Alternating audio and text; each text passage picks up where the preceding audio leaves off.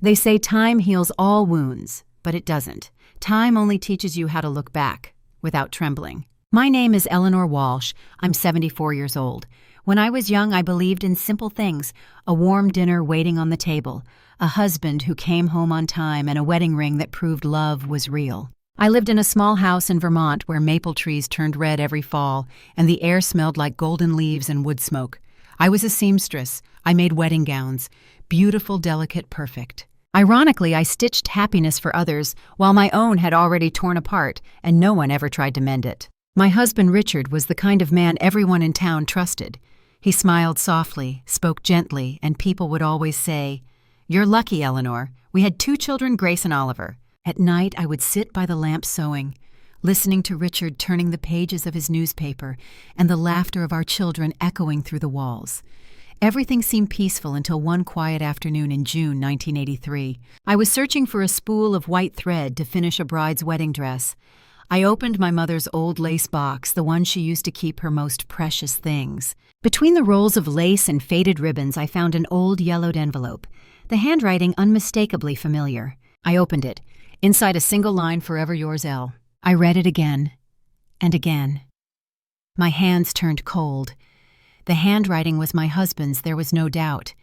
And the initial L belonged to Laura, my friend, the same woman who once came to me to have her mourning dress tailored for her dead husband. I didn't cry. I didn't scream. I just sat there, still silent. In that little room, only the ticking clock kept time, and my heart began counting down to the moment it would finally break. That night, I didn't sleep. I sat by the window, the old clock ticking behind me, and the streetlight painting long silver lines across the curtains. The air felt heavy, like the pause between 2 breaths that never comes. I thought of asking him. I imagined his face, his voice, the way he would blink slowly and say, "What are you talking about, Eleanor?" He'd deny it, of course. Men like Richard always do not, because they're clever, but because they think a woman's silence is blindness. So I made my choice. If I asked, I would get lies. If I stayed silent, I would get truth. And so I chose silence. But silence, I would soon learn, is not peace. It's an ache that sharpens your hearing. You start to notice everything: the way the phone rings later at night, the hushed tone when he answers, the subtle pause before he says your name. His eyes, once open and kind, now flickered with something else, a guarded glint as if he were holding a secret too heavy for his pockets. Days turned into weeks. The summer air grew thick, and even the walls of the house seemed to hum with tension. I began keeping notes, small things meaningless to anyone else, but to me, they formed a pattern. A late meeting, a receipt folded twice, a whiff of perfume I never wore. It was like watching a thread pull loose from a fabric I had spent decades sewing. Then one afternoon I found it. Hidden beneath the papers in his desk drawer, a receipt from a jewelry store in Burlington. A diamond ring, not just any ring, the kind you buy when you're trying to make something right or start something wrong. The price was enough to buy a car, but it was paid in cash. Richard never used cash. That, I knew, was the point. I sat there holding the paper, feeling it tremble slightly between my fingers. For a moment, the whole house seemed to fade, the hum of the refrigerator, the sound of the trees outside, and all I could hear was my own breath, slow measured like the sound of fabric being torn in half. That evening, I watched him from across the table. He talked about work, about the weather, about Oliver's new school project. I smiled, nodded, and tucked the receipt inside the pocket of my apron. He didn't notice. Men rarely notice the quiet things that save or destroy them. 2 days later, he told me he had to travel for business. He packed his bags neatly, shirts pressed, tie rolled carefully, just like he always did. He kissed my forehead before leaving. It was the kind of kiss that once felt warm. Now it felt like the closing of a door. I waited until his car turned the corner, then I followed, not in a rush, just steady like a woman walking into her own proof. The road led me farther than I'd ever been, through streets I didn't recognize, past a row of quiet houses that looked almost identical, each one pretending to keep no secrets. Then he stopped, in front of a white house with lavender pots blooming along the windowsills. A small, perfect place, the kind you'd picture in a dream you shouldn't be dreaming. The front door opened, and there she was, Laura. I froze.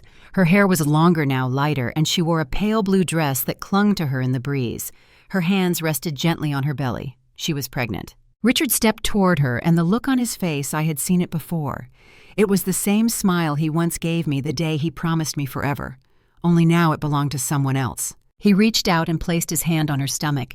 They said something I couldn't hear, but I didn't need to. Some things don't require sound. They scream in silence. From where I stood, the scene looked almost peaceful, a man, a woman, a child not yet born.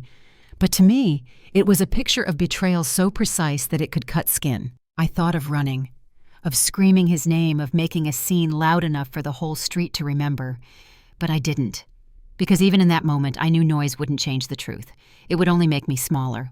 So I stood there, watching, learning, memorizing the details, the color of the house, the scent of lavender in the air, the way the light fell across his back. Every part of it burned into me like thread drawn through flesh. I don't remember driving home. I just remember the way the steering wheel felt cold beneath my hands, and how the world outside seemed too quiet, too still, like the silence after a thunderstorm when the damage has already been done, but the rain hasn't realized it yet. When I got back, I hung my coat, boiled water for tea, I didn't drink, and sat down at my sewing table. The fabric I had left half-stitched was still there waiting. I picked up the needle. My fingers shook, not from age, but from knowing. They say darkness begins when the light goes out. But that night, I learned something different. Darkness doesn't begin when light disappears. It begins when you finally see and realize you've been living in the dark all along. When I came home that evening, the house felt different. Still, hollow, watching me, like it knew something I didn't. I walked through every room, slowly touching the furniture, as if I needed to remind the walls I was still there. The scent of lavender clung faintly to my coat, hers not mine. I went to the study first. Richard's desk sat neatly arranged, every pen aligned, every drawer closed, too perfect for a man who claimed to be in a rush. I began to open things.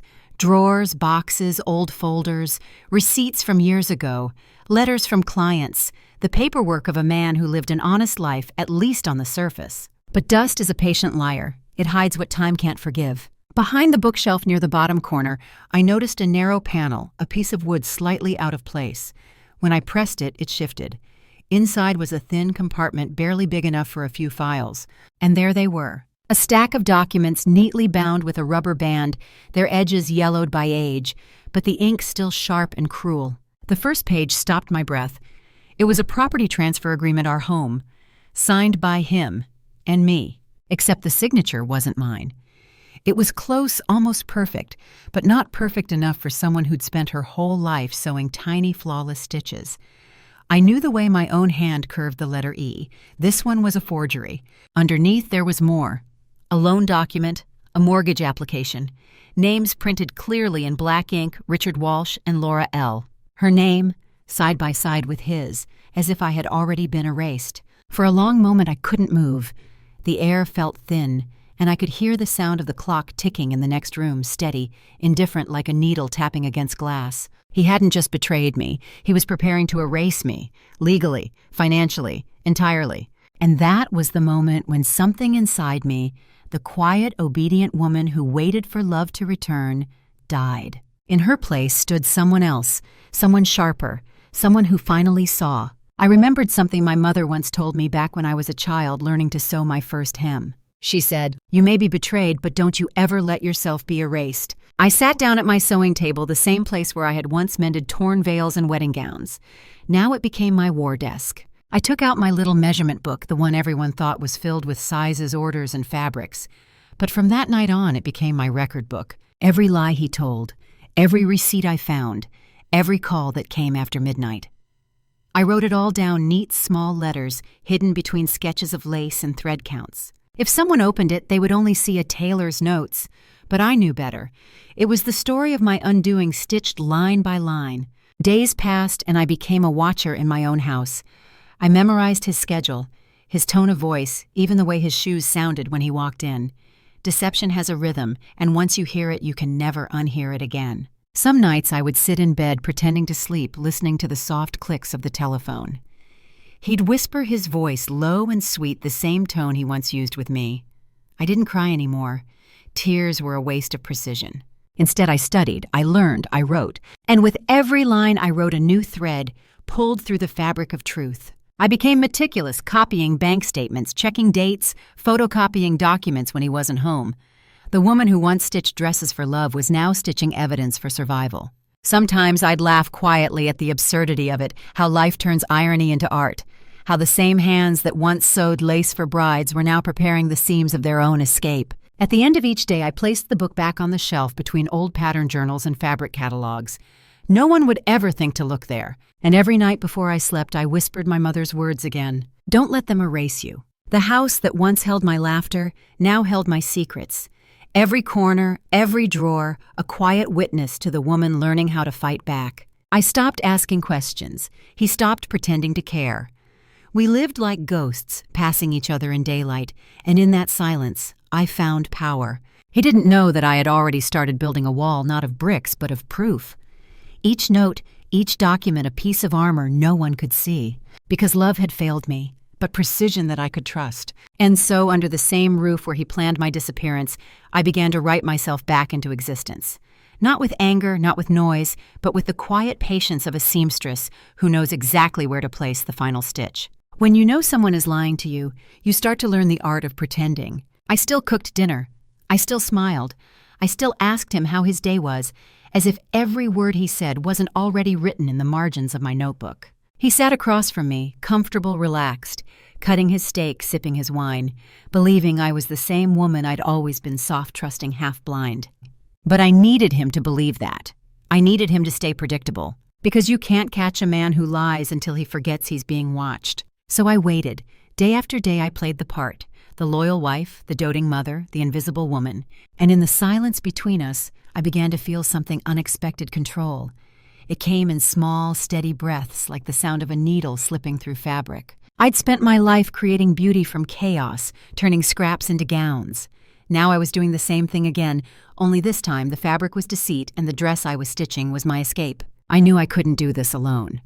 So one afternoon I put on my gray wool coat and walked across town to a small law office near the post office. The sign on the door read, "Henry Bell, Attorney at Law."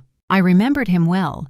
Years ago, I had tailored a suit for his wife, navy blue, with a hand-stitched hem. She told me I had the patience of an angel. I wasn't so sure about that anymore. When I entered his office, Mr. Bell looked up from his desk, eyes squinting behind round glasses.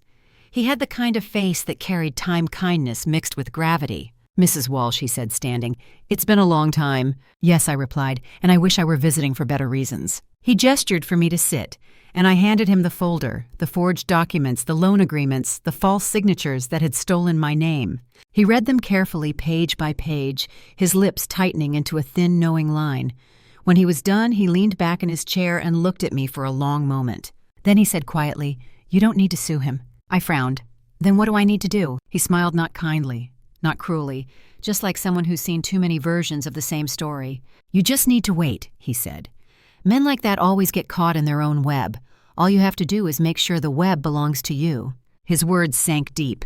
They weren't comforting, but they were true. I thanked him, and as I stood to leave, he added, "Protect your children, Mrs. Walsh, and protect yourself. Silence is your greatest weapon. Use it wisely." Outside, the sky had darkened. A cold wind moved through the streets, and for the first time in months, I didn't feel afraid. I felt steady. That night, after Richard went to bed, I sat by the kitchen table with my notebook open. I turned to a blank page and wrote at the top, "Preparation." Then methodically, I began to plan. The next morning, I went to the bank and opened 2 new accounts, one in Grace's name, one in Oliver's. I transferred all our savings, every cent, to those accounts, slowly, carefully, so it wouldn't raise suspicion. It wasn't revenge, it was preservation, a mother's insurance against erasure. Then I made copies of everything. Every forged document, every statement, every page that could someday be used as proof.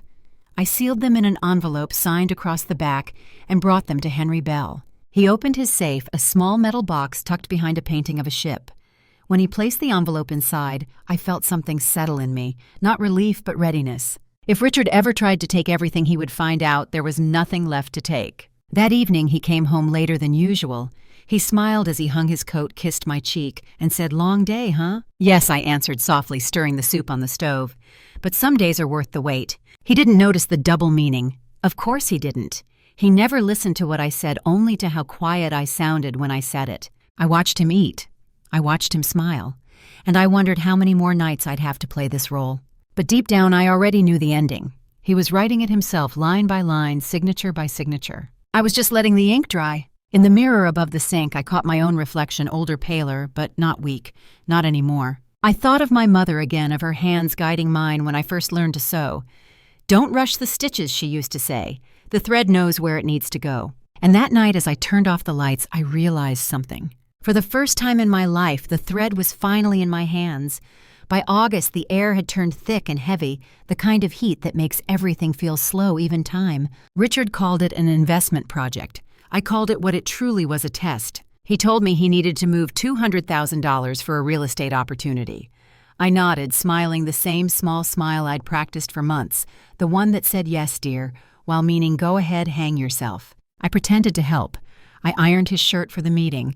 I handed him the folder. I even checked the forms for him carefully, politely, as if I hadn't already learned how his lies were numbered. What he didn't know was that a single number on those forms, a single digit in a long chain of zeros, was not what it appeared to be. I had changed it, just slightly, just enough, so the contract would collapse under its own weight the moment it reached the bank. It was delicate work, like rethreading a broken seam, and no one was better at that than me. The next morning he left early. He looked sharp, suit-pressed shoes, polished, smelling of confidence and deceit. He kissed my cheek before walking out the door. I stood by the window watching his car roll away, the sunlight glinting off the windshield like a blade. Then I waited. Hours passed. I brewed tea, watered the plants, stitched a hem that didn't need fixing. Every minute I could feel the tension tightening thread by invisible thread. When the phone finally rang, it wasn't him, it was the sound of consequence arriving on time. He came home before sunset. His face was pale, his jaw locked, his tie undone like he'd been fighting the air. He slammed the door so hard that the picture frames rattled. "Eleanor," he shouted, "what the hell did you do?" I looked up from my sewing table as calm as if he'd just asked about dinner.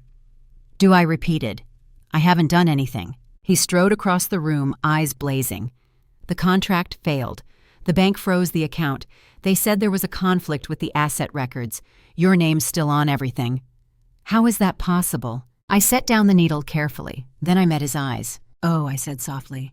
"Maybe because it still is mine." He blinked confused.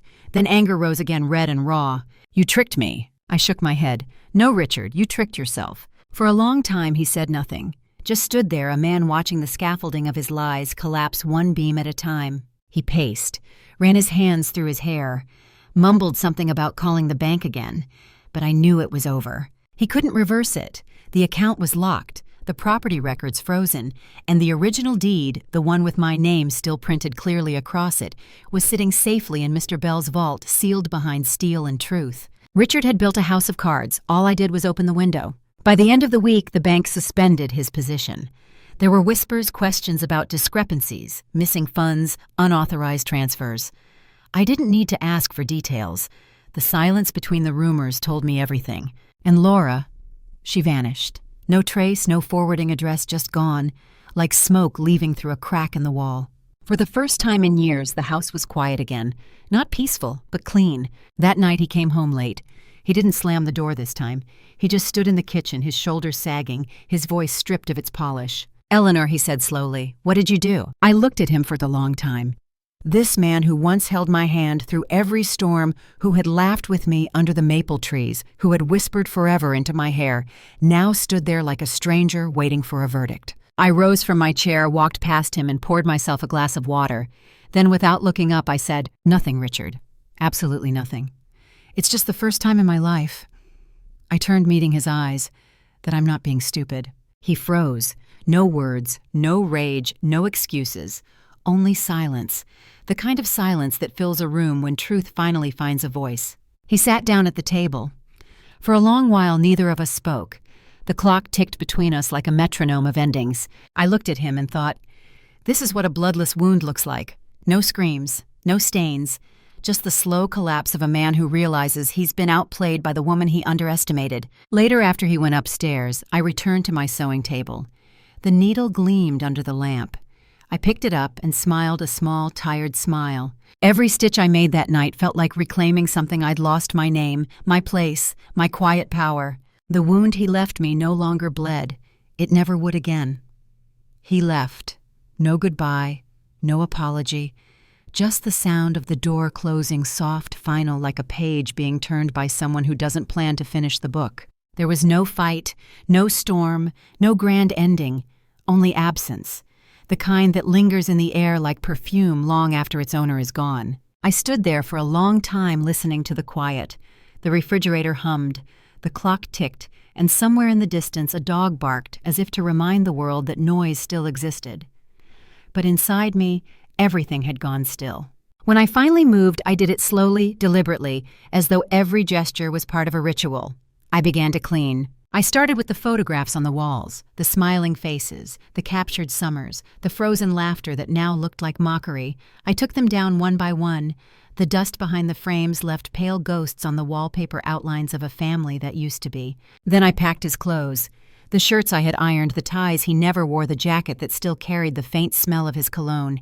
Each fold felt like closing a wound that would never fully heal. When I reached our wedding picture, the one that had hung above the mantel for 30 years, I paused. I studied it as if I were seeing it for the first time. The young woman in the lace dress looked so sure, so certain that love could hold forever. I almost pitied her. Then, with careful hands, I removed the frame from the wall. It left a square shadow, an empty mark where something once mattered. By the time the sun began to set, the house looked different, lighter, freer. But my heart, it had never felt heavier. I made myself tea but couldn't drink it. The cup sat untouched on the table, steam curling upward like a ghost. That night I went upstairs and opened the old lace box, the same one that had started everything. Inside, the memories waited quiet, accusing, unblinking. The letter was still there, forever yours, L. I held it between my fingers, feeling the texture of the paper, the small ridges where ink had once pressed with care. It had yellowed slightly with time, but the words were still sharp enough to cut. I didn't tear it. I didn't burn it. Instead, I took out a needle and a thread, white, strong, steady, and I began to sew. I stitched the envelope into the lining of the lace box.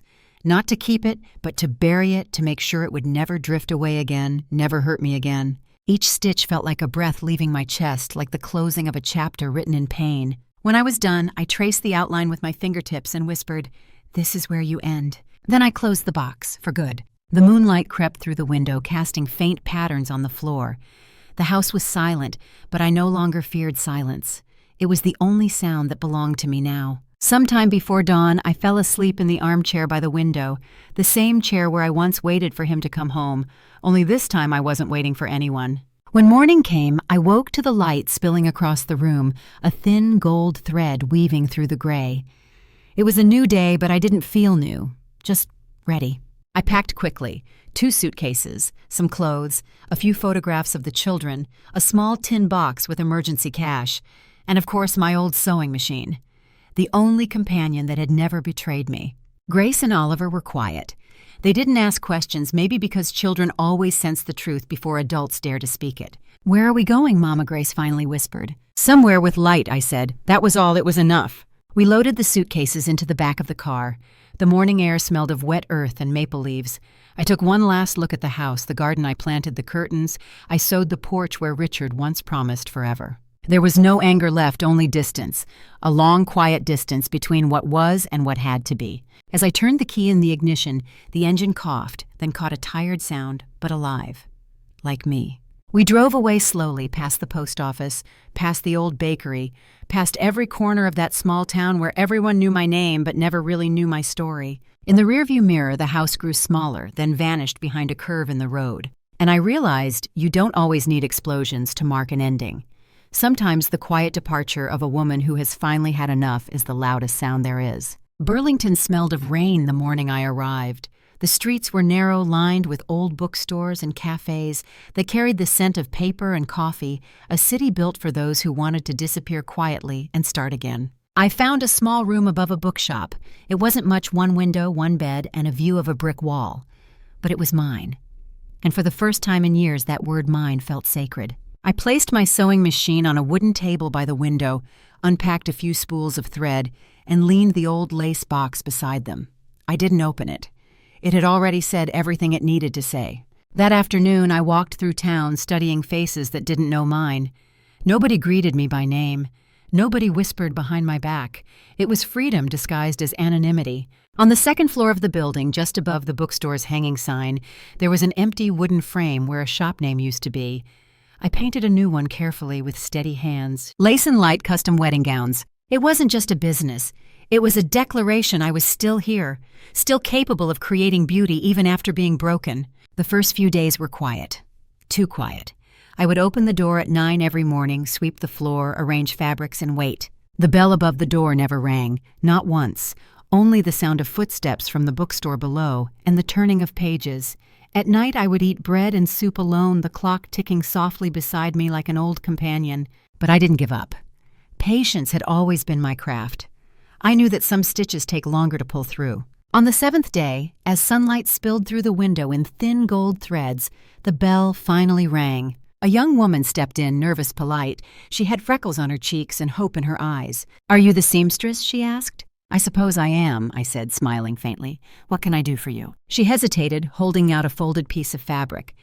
"I heard," she said softly, "that you once made wedding dresses for half the old town back in Vermont." I paused. Then slowly I nodded. "Yes," I said, and I still remember every stitch. Her name was Marjorie. Her mother had been one of my clients years ago.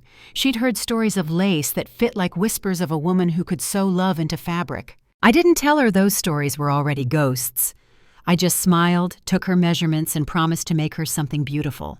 When she left, the bell jingled softly, and for a moment I stood in the empty room and realized I had begun again. That evening I laid out the fabric. Soft satin, white as forgiveness. As I ran my hand across it, I felt something shift inside me, not joy, not yet, but peace. Yet. Each cut, each thread, each breath became part of my healing. The rhythm of the needle was like a heartbeat, steady and familiar. No one here knew my story. No one knew the betrayal, the forged papers, the broken vows, and I didn't tell them. Because sometimes silence isn't about pain, it's about protection. I worked through the night. By dawn, the first shape of the dress had appeared, a soft silhouette, draped over the mannequin, like light taking form. I stepped back and looked at it. It wasn't just a dress. It was proof. Proof that the same hands once used to serve others' happiness could now build my own. The sun rose higher. I opened the window, and the breeze carried in the scent of paper and rain from the street below. People were beginning their days, the shopkeeper opening shutters, the baker arranging loaves, the sound of laughter from strangers who didn't know me. I smiled. For the first time in a long time, I didn't feel invisible.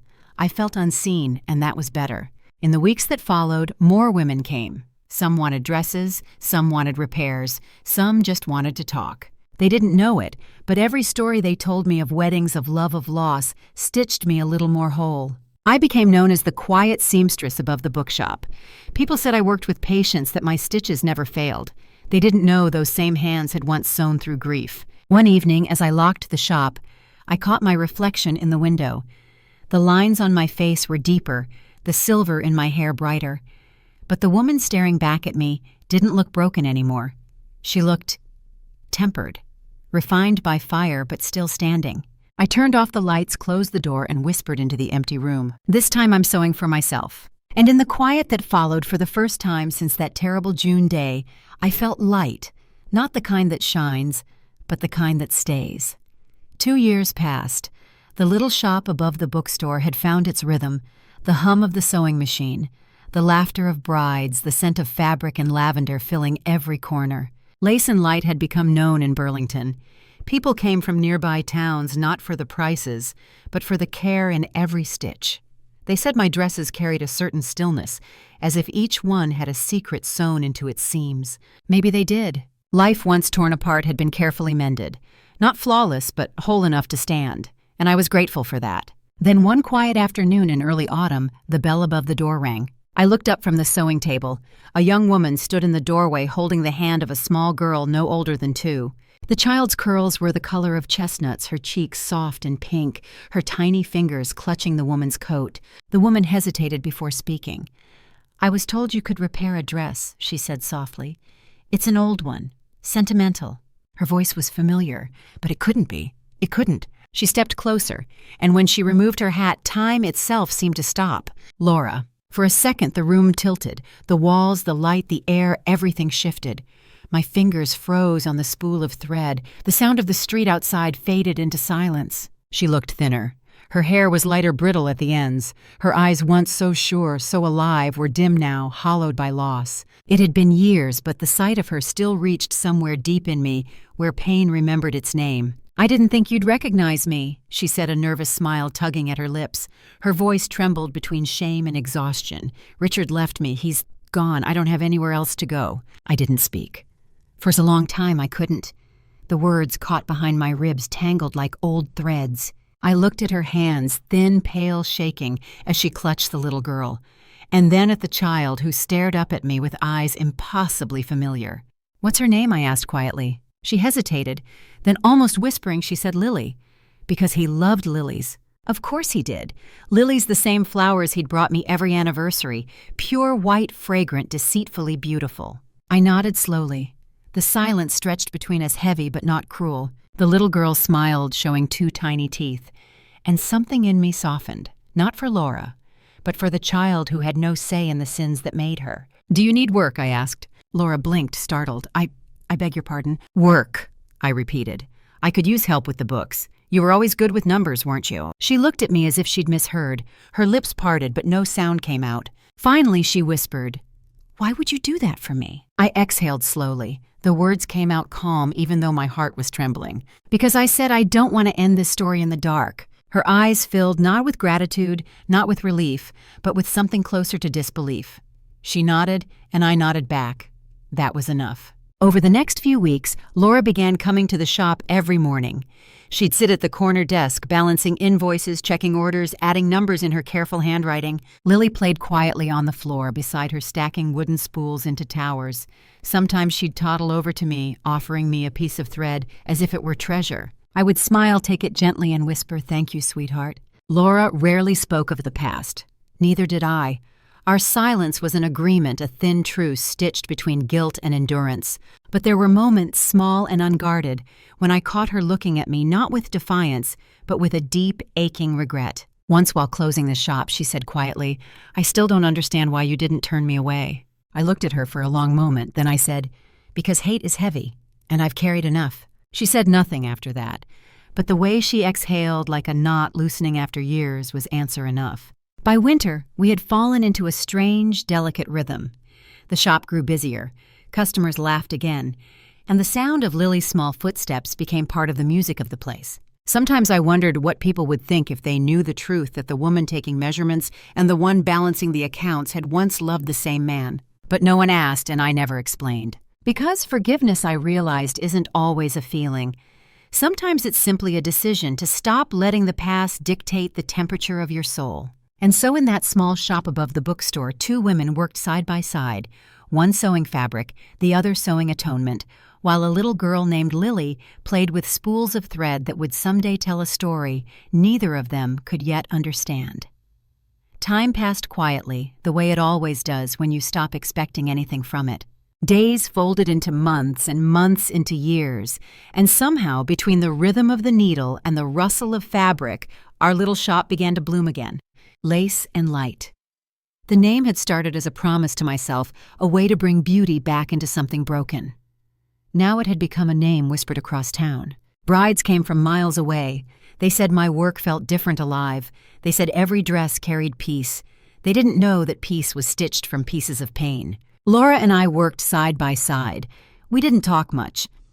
But silence, when shared between 2 people who know too much, can say more than words ever could. She handled the numbers. I handled the seams. Together we built something steady, something honest, a strange kind of harmony, delicate but real. There were moments when our hands brushed as we passed each other fabric, and I would feel the faint echo of an old ache. But it was distant now, like thunder that had rolled far beyond the mountains. Sometimes I'd watch her with Lily, the way she smiled, the tenderness in her voice. Motherhood had softened her. Or maybe guilt had. I couldn't tell anymore. I won't say I forgave her, because forgiveness is not a single act. It's a slow unraveling of anger until there's nothing left to hold, and maybe I was still holding on to a thread or 2. But I no longer wished her harm, that I considered progress. One afternoon in late spring, the shop was quiet. Sunlight spilled through the lace curtains, painting the walls with patterns like soft ghosts. Lily was asleep in the corner, curled up on a pile of fabric scraps. Laura was balancing the books, her brow furrowed, a strand of hair falling over her face. Without looking up, she said, "You know, sometimes I still wonder why you did it." I glanced up from my stitching. "Did what?" "Took me in," she said. "You could have turned me away. You had every right to." I didn't answer right away. The thread in my hand slipped once, then found its way back through the fabric. "Maybe I didn't do it for you," I said softly. "Maybe I did it for me." She looked at me, then really looked. Her eyes were still the same blue that had once haunted me, but now they were softer, worn down by regret. "You're not what I expected," she said quietly. "What did you expect?" I asked. She smiled sadly. "Fire, fury, revenge?" I gave a small laugh, the kind that hurts a little. "I've lived through all three," I said. "I just learned they burn the wrong person." We went back to our work. The sound of the needle filled the room, steady, faithful, endless. But later that evening, when the sun was dipping low and the shadows began to stretch across the floor, Laura spoke again. "If you hated me," she said, "you wouldn't have saved me. But if you've forgiven me, why do your eyes still look so cold?" I set down my needle, looked at her for a long moment, and then I said quietly, "Because I don't hate you. And I don't forgive you either. I just don't need to." She didn't speak. Her eyes filled, but no tears fell. Some pains don't spill anymore, they just live quietly under the skin. The clock ticked. Outside, a carriage rolled past its wheels, whispering against the cobblestones. Inside, the silence grew thick, not hostile, but full, like a wound that had finally scabbed over. We finished closing the shop. She turned off the lamps. I folded the last piece of fabric, and when we walked out together, the air was cool, the night gentle. Lily stirred in her sleep as Laura carried her down the stairs. Her small hand brushed my shoulder as they passed. It was the lightest touch, and yet it carried everything: pain, mercy, exhaustion, survival. I locked the door behind us and glanced at the sign swinging gently in the wind. Lace and light. It shone faintly in the street lamp glow, a promise kept, even when no one remembered who had made it. As we stepped into the night, I realized something. Some relationships are meant to heal. Others are meant to teach, and a few like ours exist simply to remind us that not every ending has to destroy what's left. Sometimes two broken women can build something beautiful out of the ruins of the same man. And that, I thought, is its own kind of forgiveness. It was the winter of 1991 when Richard came back. 8 years had passed since the day he left. 8 long, quiet years, enough time for grief to grow old and memory to lose its edges. The morning was gray, the kind that smelled of snow. I was in the shop hemming a veil when the bell above the door rang. I looked up, expecting a customer. Instead, there he was. For a moment, I didn't recognize him. His hair, once dark and thick, was almost entirely gray, now thin at the crown, like frost melting on glass. His eyes had sunk deeper into his face, the blue of them clouded by exhaustion.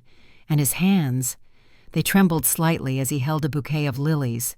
Lilies, of course. He stood there awkwardly, like a man stepping into a house he no longer owned. "Eleanor," he said softly, "it's been a long time." I looked at him, the man who had once been my husband, my betrayer, my ghost, and for the first time in my life, I felt nothing sharp, just distance. He held out the flowers. "They're for you," he said. "White lilies, you always loved them." I smiled faintly. "You should give them," I said to the woman who buried you in her memory. He blinked, unsure if he'd heard me right. Then he gave a tired laugh, the kind that comes from a man too worn out to defend himself. "I suppose I deserve that," he murmured. He sat down on the chair by the counter without asking, as if habit had guided him there more than permission. His coat was old, frayed at the edges, his shoes unpolished. There was something fragile about him now, like a photograph left too long in the sun. "I had a stroke," he said after a long silence. 2 years ago, I haven't been well." I nodded. There was no sympathy in the gesture, only acknowledgement. He continued, his voice unsteady. "I didn't come to ask for anything. I just wanted to see the children. Grace, Oliver, how are they?" "They're grown," I said. "Grace teaches music. Oliver's an architect." He smiled faintly. "I always knew they'd be successful. You raised them well." "No," I said quietly. "They raised themselves." The words hung between us like dust in sunlight. He looked down, turning the bouquet in his hands, petals bruising under his fingers. "Do they hate me?" he asked finally. "They don't," I replied. "They just don't need you anymore." He nodded slowly, as if the truth itself had weight. His shoulders sagged under it. For a moment I saw not the man who betrayed me, but the man I once loved, and it startled me how human he still looked, how small. "Eleanor," he said after a while, "I've thought about you every day." I didn't answer. There was nothing left to say. He looked around the shop, the gowns, the ribbons, the soft white lace that glowed in the afternoon light. "You did it," he said quietly. "You built something beautiful." "I built something honest," I corrected. He nodded again, eyes glistening just enough to catch the light. Then as he stood to leave, he turned to me and asked almost pleadingly, "Have you forgiven me?" The question didn't surprise me. Men like Richard always want forgiveness, not because they need peace, but because they want to believe the story ends gently. I took a slow breath. My voice was calm when I spoke. "Forgiveness," I said, "is when you can tell the story without feeling your heart twist." He waited. The silence stretched fragile and long. I met his eyes. And today I continued softly, "I don't feel anger. I don't feel pain, only pity." He looked away. The tremor in his hands grew stronger. For a second I thought he might cry, but he didn't. He just nodded once, like a man signing the final page of a contract he didn't read carefully enough. Then he turned and walked to the door. The bell chimed softly as he left, the same sound it made when my new life began years ago. I watched him cross the street, his shoulders bent against the cold. The bouquet of lilies was still in his hands. He didn't look back. When he disappeared from sight, I went to the window, watching the faint trail his shoes had left in the snow. Then, without thinking, I whispered, "Goodbye, Richard." Not in anger, not even in sadness, just finality. The kind that comes when the last thread finally breaks and you realize the fabric of the past no longer holds you. I turned off the lights in the shop. The mannequins stood in the dark, like quiet witnesses. Outside, the first flakes of snow began to fall, soft, gentle, unburdened. And I smiled because I knew this time I didn't need to sew anything back together. Some things were meant to stay undone. After Richard passed away, I went back to the house one last time. It had been years since I'd lived there, the place where my life had once unraveled thread by thread. Now it stood quiet, like an old photograph left too long in the sun, faded but still holding its shape. Dust covered the furniture. The air smelled of wood and memory. Every step echoed a story I no longer belonged to. I walked through each room slowly, touching the edges of tables, the corners of frames, as if greeting ghosts. There were so many: the woman I had been, the children who had laughed here, the man who had lied and then left. But the ghosts were kind now. Time had softened them. In the corner of my old sewing room, the lace box waited. Still there, still closed. I sat down beside it. My hands trembled slightly as I lifted the lid. Inside, everything was the same. Spools of white thread, needles wrapped in faded paper, scraps of satin and tulle. And in the bottom, still resting where I had left it, lay the letter, "Forever yours, L." The paper had yellowed edges, curled the ink, faint but legible. Time had touched it gently, as if it too understood what it had done. I stared at it for a long while. Once this letter had destroyed me. Now it was just paper, fragile, harmless, a piece of history that had lost its teeth. I didn't burn it. I didn't throw it away. Instead, I threaded a needle, the same way I had done 1,000 times before, and I began to sew. I mended the torn edge of the envelope, closing it one careful stitch at a time. Not to preserve it, but to finish it, to give it the closure it had stolen from me. When the last stitch was tied, I placed the letter on a wooden shelf by the window, a small display, a quiet memorial, not to betrayal, but to survival. Above it, I hung a small plaque I had carved myself. It read, "A fragment of the past kept not to remember pain, but to remind us that love is never proof. It is a choice made each day." I stepped back and looked at it. The morning light spilled across the words, turning the carved letters gold. And for the first time, the lace box no longer felt heavy. It was just a box. And I was just a woman, free finally to decide what remained. In the months that followed, I did something I had dreamed of for years. I founded the Lace Foundation, a small organization for women like me. Women who had been left behind, erased, forgotten, told they were too old to start again. We began with 6 students, all of them older than 50, all of them carrying stories too heavy to tell. We met in the back room of my shop. I taught them to sew not just fabric, but the fragile seams of their own lives. I taught them how to hold a needle, how to breathe between stitches, how to focus not on the thread that broke, but on the one that remained. And between lessons on seams and hems, we talked about loss, about money, about standing alone. I showed them how to open a bank account, how to keep receipts, how to never again sign anything they didn't understand. It wasn't just a sewing class. It was a lesson in reclaiming what was stolen: their names, their worth, their power. Some of the women laughed again for the first time in years. Some cried as they worked, their tears staining the fabric like water on silk. And I told them that was fine, because sometimes healing makes a mess first. Every week I'd begin the class the same way. I'd hold up a needle and say, "This isn't just for fabric, this is for the self. No matter how rusted it gets, it still works. So do you." They would smile, and for a moment I could see the spark, the quiet strength that lives inside every woman who has ever had to start over. The foundation grew slowly but steadily. More women joined. Some came from nearby towns, others from shelters, all with stories stitched from the same cloth of heartbreak. We became a community, a sisterhood bound not by blood but by resilience. And sometimes late at night, after everyone had gone, I'd walk through the empty classroom, fingers brushing over the tables still dusted with fabric threads. The hum of the machines still echoed faintly. It was the sound of rebuilding, of survival turned into song. I would look at the shelf at that small yellowed letter sitting behind glass, and I'd smile, because once that letter had been my ending, now it was only punctuation. A comma, not a period, a pause before something better. The dawn crept through the window again, casting soft light over the lace box, the plaque, the needles, and my hands still steady after all these years. And I whispered to the empty room, "We are all made of fragile threads, but if we keep sewing, even the broken ones can make something strong." I am 74 years old now. My hair has turned silver. My hands tremble when I thread the needle. But my heart, it's steady. It has learned the rhythm of survival. Grace is a music teacher. She plays piano for children and tells me that every note has a color. Oliver is an architect. He builds houses filled with light. They both live far away now, but they visit when they can. And when they do, the house feels full again, of laughter, of warmth, of everything I thought I'd lost once. As for me, I still sit in my little shop each evening under the soft glow of the window lamp, listening to the wind play with the white curtain. Sometimes I hear the faint echo of my sewing machine, the hum like a heartbeat that never stops.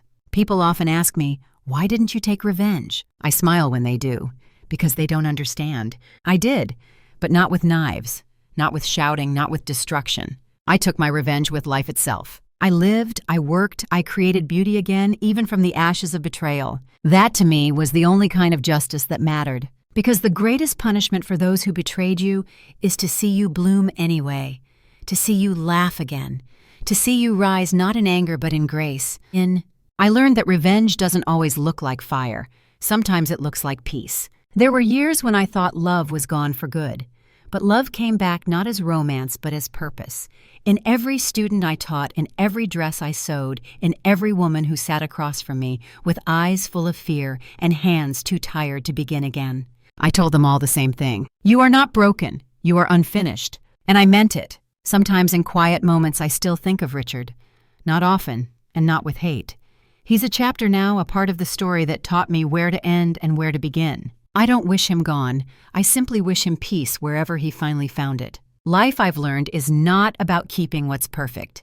It's about learning to live gently with what's been mended. If you could see me now, an old woman sitting by her window needle and hand thread glinting in the lamplight, you'd see someone ordinary. But I promise you there's nothing ordinary about surviving.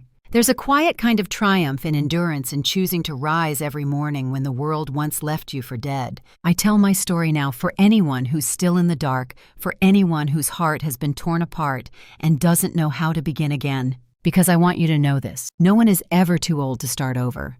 No one is ever too late to mend what was torn. Even when your hands shake, even when your thread is thin, even when the world tells you you're finished, you're not. You are the needle in life, no matter how cruel, will always give you another piece of fabric to work with. And when life pulls you apart strand by strand, when it unravels everything you thought you were, don't let it end there. Pick up the thread, tie a knot, and sew yourself back together, even if the stitches aren't straight. Because the beauty isn't in perfection, it's in persistence. Tonight, the wind hums softly outside the shop.